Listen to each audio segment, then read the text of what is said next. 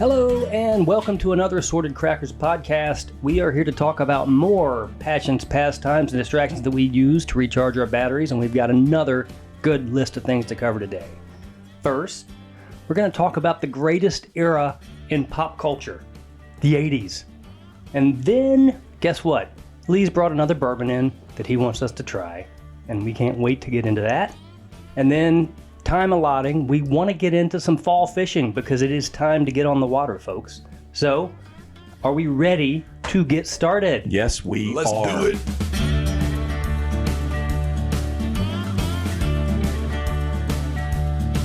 Guys, we had the fortune of coming up in the greatest era of pop culture, the 80s. Would you agree? I would agree. Yes. 100%. It's no debating. You can Google it. It's true. And I almost feel sorry for our kids, right? They didn't get a chance to experience this.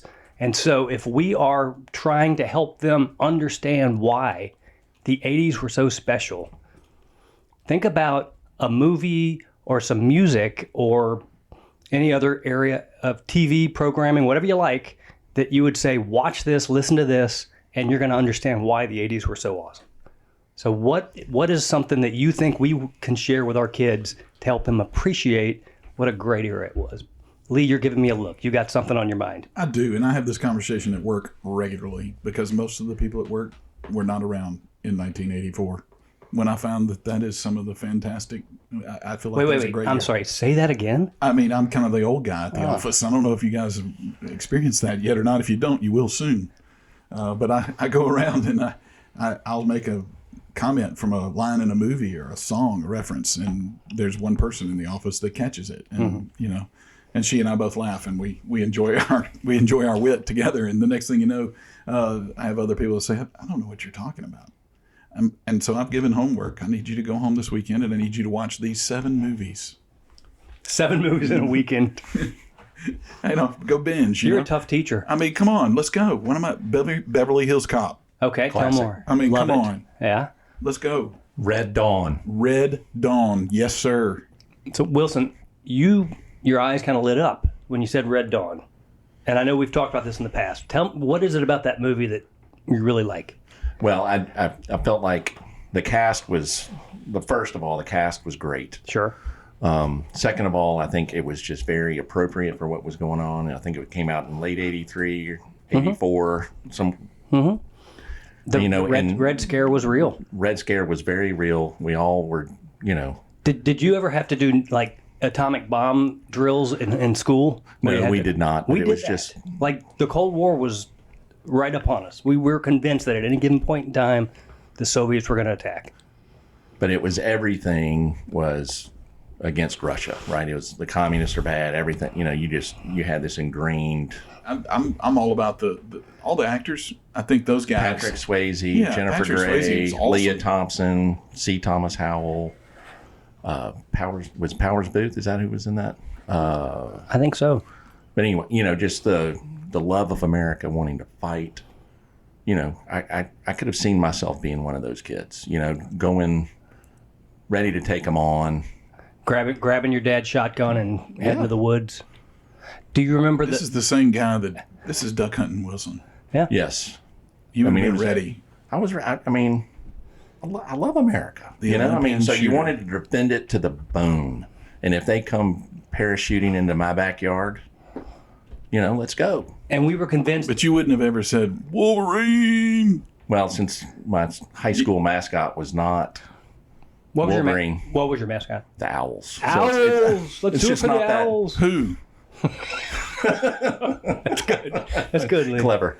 So it was not, but it was that, defend my nation, defend my backyard. Yeah. Do you remember the scene when I know you do. You mentioned the parachutes. These guys jump out of these commercial aircraft because that's how they snuck into our airspace, and they landed in the back of the school. Yeah, the teacher is And the teaching teacher goes history, around and is talking like, about Genghis "Fellas, Khan. what are we doing here?" And they shot him dead. Yes. And it's like you knew it was real. That was a really stunning, memorable scene. Oh, yeah. Did that ever happen in Louisiana? No, they would never have attacked Louisiana. Fellas, you don't have a hall pass. They would never have landed in Louisiana. That would never have been pulled off. The invasion would have been shut down on day one. So, yeah. This had to happen in Colorado, up in the mountains. Where do they have Wolverines in Colorado? That's a good question. We need to Google that one. I don't know. It seems like the Wolverines were. I mean, that's a Michigan thing. I mean, they have elk. I don't think elks are that intimidating. You've never met an elk. That's not wrong. I'd like to shoot one though. Wow, you're just in the killing This guy's mood. on a roll. I love it. I love it. We've got Killer Wilson with us tonight. I mean, that would be on my bucket list. But Red Dawn was, at the time when it came out, the most violent movie according to Guinness Book of World Records. Wow, I did not. I mean, that makes a lot of sense. But you think about all the violent movies that have come out since then, and it was kind of tame, relatively speaking. But at the time, yeah, a lot of blood, guts, and gore. They killed people just because they wanted to make an example. Oh God, when they brought the townspeople out, Yeah. and anytime the Wolverines would take out some of their people, Yeah, they would round up the townspeople and just execute them in the public. absolutely. And But it truly made the Russians look as horrible as we thought they were. and correct me if I'm wrong, but the plot line was they paired with the Cubans Yep. and formed an alliance. Yes. And that's how they planned their invasion, which again, at the time, That's no cigar. entirely plausible. That's a good reference. That was entirely plausible because the Cubans hated us too. Cuban Missile Crisis was still kind of fresh. They were communists. It had been 20 years, but That's fresh, man. Anyway, it was plausible. And so therefore, Eric, it you're was still believable. fresh. I try to stay fresh. I don't want to go stale. That's right. Like a good cracker. Nice. But anyway, if it comes on tomorrow, I'd watch it. It's just one of those that just, I think I've heard your wife say, "Really? yeah, Not again?" yeah. She has said that. What do you think about the remake? Real quick. Freaking joke. Yeah, agree. I mean, they're a lot more muscular. Well, but here's the problem. And It was the North Koreans. I mean, it's just not realistic. Again, right? I mean, there's just not plausibility. enough. Is it because the country's smaller? It's North Korea. I mean, they just don't have enough gumption and enough stuff Whoa. to come invade the U.S. They just don't. But you're right. It's the plausibility of the first and original Red Dawn that made it that much more powerful. Well, and it's like the 80's movies. We touched on this. I mean, they were targeting teenagers, just like John Hughes and some of these other. I mean, you felt like this could be you saving the U.S. You know, like you could be a part of this. So you know my favorite, Vision Quest. Oh, of course. And Yeah, Back bring to that up Vision again. Quest. I'm going to bring it up because for two reasons. Number one, it was a cool movie based on a character who it's his senior year in high school, and he realizes I'm turning 18. You And had I've this done dream nothing. before, right? Oh yeah. Oh I yeah. figured, cuckoo. I want to do something. And so he's a wrestler. He's a high school wrestler. He decides he's going to drop like 20 pounds to get 2 weight classes down to face the state champion. So again, it's great teenage angst and motivation, but the music, the soundtrack for Vision Quest is it's just an ode to the 80s. You've got Madonna, Sammy Hagar, Journey, Quarter Flash, I think. Quarter Flash is doing that. And of course, Red Rider. Everybody remembers Red Rider. And their one-hit wonder, Lunatic Fringe. Yes. Don't laugh. It will pump you up every time you listen to it. Anyway, I love that movie. Guys, we forgot about, the life lessons learned by the Karate Kid. The Karate Kid helped us wax cars, Wax on, wax off. sand the floor, That's right. and of course, Paint the house and paint the fence. paint the fence. And who didn't practice their crane maneuver? Let's be honest. We all sat in the living room with one leg up and our arms swooping. Okay, I'm going to toss out. What about this one? It's either this one or this one. You ready? This one or that one. Okay. All right. First one is Purple Rain. Second one would be Footloose. I got to pick one. Yeah. Purple Rain. Purple Rain. I mean, that was easy. You don't want to cut loose? No. I mean, Footloose. Come on. No, Purple Rain. Purple Rain. All right. I can get down. A movie about a town What- that shut down dancing Yeah. versus a freaking rock star, the growth of his career, side stories of love and lust. They're both short. How so? Oh, the They're not stars in are short, stature. not the movies. So were you a Footloose fan? I mean, you know. There's nothing wrong with that. Come on, playing Footloose was chicken with great. tractors. I grew up doing that stuff. I can relate to that, for sure. You know, small but I towns. don't think- I relate with the small town thing. Yeah, but I don't think your shoelace would have gotten stuck on the brake. No, You would have bailed out. no. No, you would have just grinded No, out. just let the hammer down. Don't be chicken. Don't be chicken. But there's also TV in the 80s because we didn't have cable, right? So you had to have good TV. Well, Friday nights was night tracks because I didn't have MTV. So I had to record after dark the 12 hours from 10 o'clock to whatever, the next day, so I could watch all the music videos that were coming out. So I could see When Doves Cry. So I could see all those other videos and stuff from the 1980s. Well, I may have just misspoken, but when did we get cable? I didn't have it in '84. But you had great TV though. You had the Cosby Show before we Must see knew Bill TV. was That was must see TV. Knight Rider, Miami Vice, The Fall Guy, Magnum PI, Go. Chips, Family Ties. Chips. You just MacGyver. dropped in chips. I remember Miami Vice was a Friday night show Yep. that me and my Dukes of friends were Hazzard. so into, and as we got to that point in our life where you would go out on a Friday night and cruise Gauze Boulevard in Slidell, where I grew up, that was the thing to do.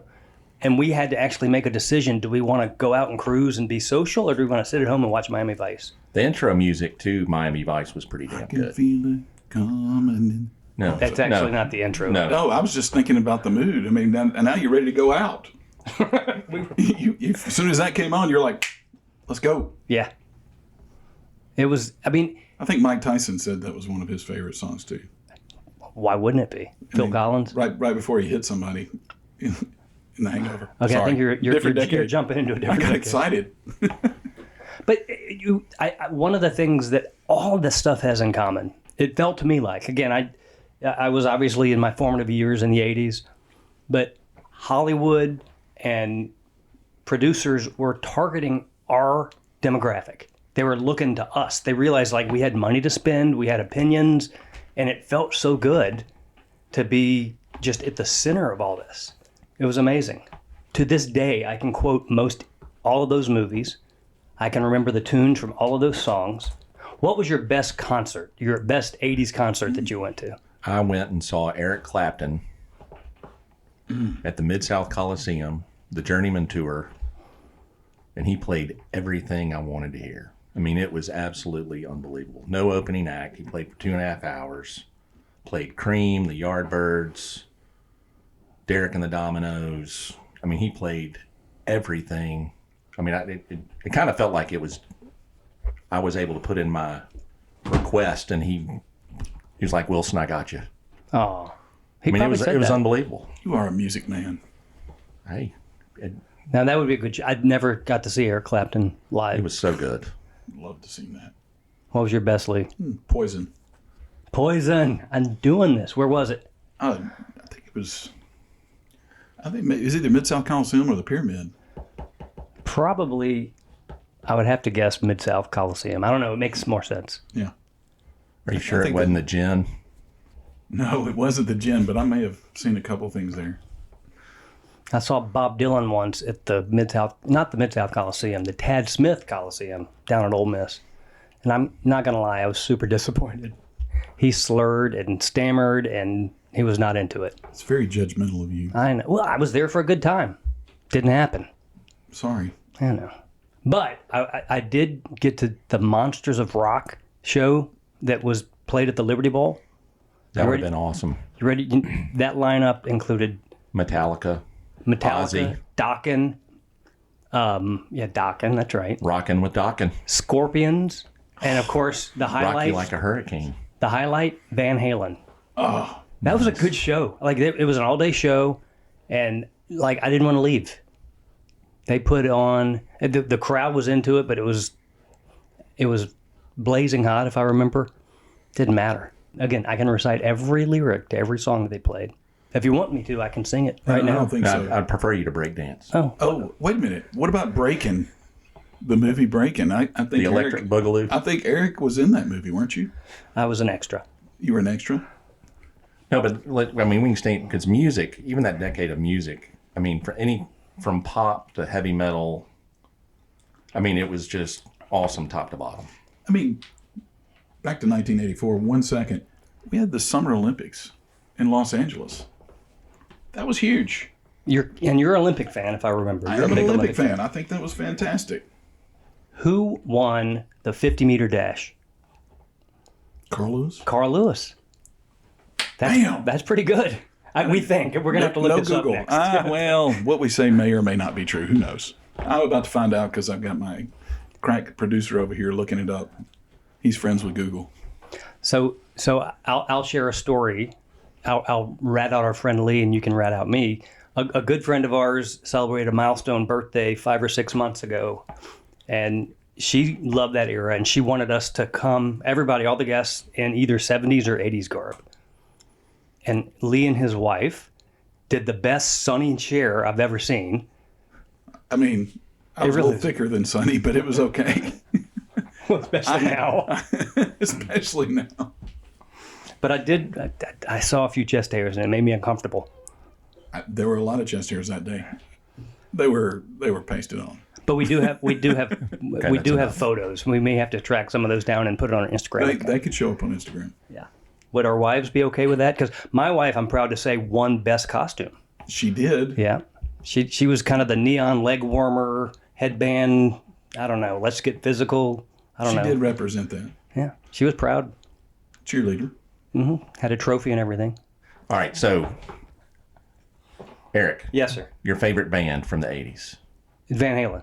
Van Halen. And I'm going to tell you, I like Van Halen with David Lee Roth, and I like Van Halen with Sammy Hagar. They did very different. I love their sound. I love the energy. I love their videos. Like if you had great videos on MTV, you could sit around all day and watch it. They put out a lot of music. They did. They were good. What about you, Wilson? I mean, that's hard to choose. It is hard to choose, but I would say Rush would be up there for sure. Can't argue that. Yeah. Can't argue that. But, what's your? Or the Police. I mean, there's just so many to. But Rush by far is probably the best 3-man band ever, bar none. Super talented. Alex Lifeson is a underrated guitar player. He's fabulous. Geddy Lee, Neil Peart, best drummer. Okay. Maybe besides John Bonham, but Neil Peart's probably the best drummer. Wilson goes deep with music. There's no way I can even compete with that. Well, do you have like a favorite song? Maybe either a band or like the song that you use when you need to pump yourself up, Lee? I mean, I do go to Van Halen a lot. I mean, no doubt. Van Halen is definitely in there. Probably, I like David Lee Roth and I liked Sammy Hagar. I mean, I Can't Drive 55 has always been one of my favorite songs by Sammy Hagar. Yeah. And for people who don't understand that, the speed limit used to be 55 miles an hour on the interstate. I've been known to have a heavy foot occasionally. I've experienced that. Yes. On the road to New Orleans, it was a quick trip. Coming home was even quicker. Well, we were going downhill on the way there, and at least according to the map. So the story on that is we'd all planned on going. Our road opener for Ole Miss was a Tulane game, and we were going to go to New Orleans and sit and watch the game and enjoy that. Well, when we get down there, the idea came one night over bourbon, as they always do. And then we booked hotels and we did everything that night, and we were locked. Booked some great restaurants. We're going to have some fine meals. No tickets. Just go. And then we got down there and we realized it's hot. It's hot, and the game is not in the Superdome. Yeah, back in our day, the Tulane game was played in the Superdome. Right. But now Tulane has a small on-campus stadium. Degrees. Yeah. No, it was 95 and 100% humidity. So long story short, we did not make the game, but we had a good weekend. Man, we ate some great food, and we enjoyed great time with friends. Yeah. Memories. I'd do it again. Don't need to pretend we're going to a football game. Yeah. Well, speaking of great food, I did want to compliment Wilson. Wilson's always bringing snacks when we do the recording. Yeah. So we've been blessed today with two things. One, some duck tamales. We talked, I think, on the last episode or an earlier episode about some duck sliders that you brought in. These tamales were phenomenal. Fantastic. And then, in true Southern fashion, you smoked some bologna. Okay, so Shout out to Dino's, who processed these ducks for me, made the sausage last time, made some tamales for me. They're absolutely fabulous. I just warmed them up in the oven, but you can cook them warm them up on the grill, smoker, whatever. Also, so I smoked some bologna, ran it through a cheese grater. Never had that before. When you smoked it though, you scored it? I scored it, rubbed it down with mustard, put Willingham's dry rub on it. Okay. Put it on the smoker for about 4 hours. Nice. How do you know when it's done? I mean, it's already cooked, so you just kind of want to get it warm. You just want to smoke it. You just want to smoke it, get it warm, and when you score it, after it cooks, it just expands, and you can see all the nice smoke ring and everything in it. And then I cut off a chunk, and I shredded it on a cheese grater, and then I put it cooked it, warmed it back up in a skillet with barbecue sauce, and made basically a shaved bologna sandwich. So it's kind of like pulled pork almost. Added some slaw. It was good. Put it on a hamburger bun. It was delicious. And I've had smoked bologna 100 ways, but I've never had it shredded. But I would do this again. It was good. So thank y'all. Thank you. Chef, anytime you want to cook, I'm in. I'm ready. I love it. We'll try to add some pictures to our Instagram page so you guys know what's going on. So it's time for Lee's pick, I think. Again, we knew we were going to be having smoked bologna. You picked out the perfect bourbon to go with smoked bologna, right? I did, because I think bologna is foolproof. Ah, good call. How about that? So if you're going foolproof bologna, you better go with foolproof bourbon. So tonight, or today, we are looking at a little taste-off between two single-barrel Weller foolproofs. So we have a foolproof from one of our friends at Cheers. They brought us this one, and the other one comes from Little Corks over on Farmington and Exeter. All right, real quick, before you pour these up. Yeah. Talk about the store picks. And, foolproof isn't, first of all, in and of itself, a really good bourbon. But what is it about these store picks that make them a little bit special? Okay, so anytime you have a store pick, you want to look at it from a perspective of they more than likely sent someone to the distillery to go up and to taste different barrels of bourbon. So these would be single barrels that they've taken, and they proofed it down to 114 proof is what each of these are. So they come out of the barrel, and you end up tasting 3, 4, 5 different barrels, and the next thing you know, you choose whichever one you want, and that becomes the store pick for that store. So the store owner or whoever their taster is gets the chance to say, that's mine. They want that whole barrel, so they'll bring all of those barrels. All those bottles that come from that one barrel will come back to that store, and then it will be unique to that store. That's amazing. And so we've got a Corks, We got a you Corks said, and a Cheers. Cheers. Awesome. Two good local establishments. Absolutely. So the first one you guys have in your glass is the Cheers. And since they are the exact same bourbon, but 2 different barrels and 2 different store picks, you get the chance to give your own thoughts on this. So, okay. Both of them are fantastic. Great nose. It's always a good nose. What do you think, Eric? The hug is there. It's a little higher proof, but again, I've talked to this about this in the past. It's not so hot that you don't pick up all the bouquet, the flavors, and there's a good dark smoky flavor. I can taste the oak in the barrel. It's super viscous, which you would expect. This is clearly an older bourbon, and it's got depth. It's just a nice, deep, rich flavor. Yeah, I think that I think it's a full ride. It's got a great nose. It's not too hot on the front. No, it's more in the middle. So you get it kind of at the back of your tongue and I don't think as it's it hot. goes down. It's more spicy. It's like an allspice flavor, something of that in the middle that I think that you get versus, since it's wheat, you're not going to get the rye flavor that hits you. But I think it's it's a bigger expression than we tasted. I know on another episode we tasted the CYPB, and we tasted the Willer 12, and those were much, much lighter because of the proof. But this one steps up in proof, and it's good.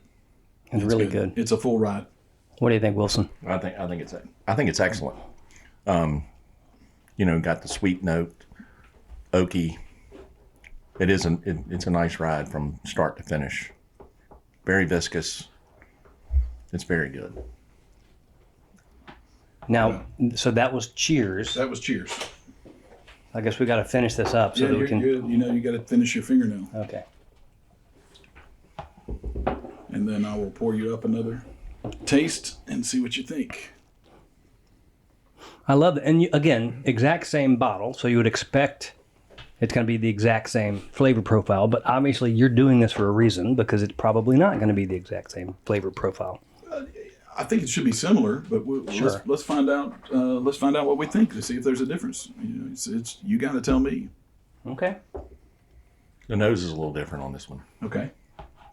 And don't ask me if there's any. Well, let's just be simple. Do you like it better or not? No, I don't think I do. I think it's just different.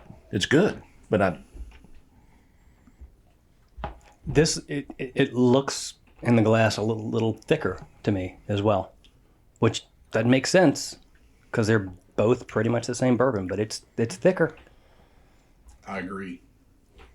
This one's got a lot more spice in the mid. This one's got a lot more spice in the mid palate. To me, and on the front. I mean, you let it sit on your tongue for a little bit, and you'll find that it. Yeah. Yeah. Oh Yeah. wow. Yeah. This one feels hotter. It does. Than the first one. Yes. But they're both 114 proof. Was Wow. that somebody's stomach? Maybe. Baloney. So what do you think? First, you like the first taste or the second taste? I mean, I think they're both great. They're both great. That's a good both place very to good. start. I prefer the first. Okay. A little easier on the palate. Okay. Let me get through it all. I would agree. All right. I think the first one was a little better. I think the first one was more balanced. Yeah, that's a good front to good back. way to say it. But those that like higher proof are probably would lean toward the second one. If you like a little more spice to it, if you decided, which I wouldn't necessarily recommend it, but if you wanted to make a cocktail out of this one, you would find that one, the second one would stand up a lot better in a cocktail. We might have to do that later. But those are both the same proof, though, right? They are, Yes. but I'm not sure we're going to do that later with the Weller With your Weller No, Foolproof. no, we can do that with somebody else's Weller Be a Foolproof. friend. Come on, be a pal. Be a pal. I'm sharing. I'm not saying that I'm not going to share, but I mean, You're not going to cut it. let's just be real. That's not cocktail bourbon. No, it stands up by itself. It's not one you want to hide in a cocktail with. Totally fair. With simple syrup and what have you. Totally fair. Good stuff, guys. Yeah. Really good. Well, I know. Big shout out to Cheers and Corks for allowing us to be able to find these two bottles. Thank you. Excellent. For sure. Well, I know we talked about getting to fall fishing. I think we're not going to have time for that, but that's not going to stop me from getting on the lake. So look at our Instagram page when we get a chance. We'll be posting some shots because this is a good time to get out on the water. I'm just going to tell you, don't discount the power of the fall bite. Throwing that out there. Now, we will get to this later. That's a sound bite if I've ever heard one. The fall bite. The fall bite is on. Let's get out there. The I leaves can't are wait to turning. hear about your fall bite. But let's wrap it up, guys. 'Cause no kidding. This has been a really good episode. We've had a lot of good tastings, a lot of good memories, and a lot of good stories. We want to go back to the 80s, so look for more pictures of that on our Instagram as well. If you've got your own stories, we want to hear from you. That's what the whole point of this podcast is about. So email us at 3assortedcrackers@gmail.com. And you can also continue to follow us if you don't already on Instagram. Again, at 3assortedcrackers. Shouldn't be too hard to find us. We post regular updates, regular photos. We want to hear from you. We want to interact with you. We want more of you to tell us what you want to hear. So we can tailor and custom these shows to your needs and your interests. In the meantime, we will see you next time. And please remember, don't be afraid to try new things and don't go to scale. No, don't go stale. Way to go. Yeah, Lee screwed me up. Foolproof That is not kids every time. Don't go stale. Don't go scale. How do you prepare a chub? Okay, this did not go the way it was supposed to. What are you thinking? Your chub.